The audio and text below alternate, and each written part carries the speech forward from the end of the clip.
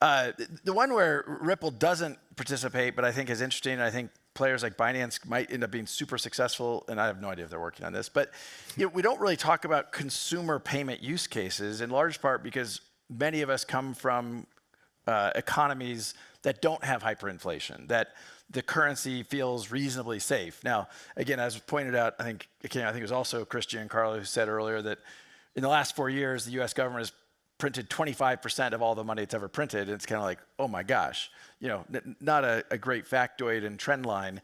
But that's actually one of the good actors, relatively speaking, if you look at global players. So, it'll be interesting. There's a broader experiment going on in Argentina, as an example, right now, where inflation has gone from very bad to not so bad. But look, if I lived in Argentina, I would be looking for opportunities to not hold the Argentinian peso. Mm-hmm. And you are seeing merchants who now list not just the Argentinian peso price, but a Bitcoin price.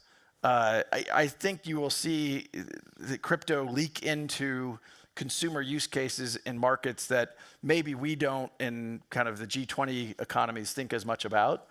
And again, just an area where I think kind of we underestimate what might happen and over the next 10 years. Right. So do you think it's a mistake often made then, perhaps, among those who live in the US, who live in the UK, who live in developed economies across the world? Is it a mistake to kind of look at crypto too closely through their own prism? Yeah, for sure. I think Ripple. I mean, it's a natural effect. Like we live in the environments we are, and I think, as Richard described, he spends a lot of time traveling the world, so he sees firsthand some of these things that, unless you've sat down to a restaurant in Argentina and seen the menu list different currencies and how you can potentially pay, you don't kind of appreciate how much interest there might be in non-standard Argentinian peso kind of transactions.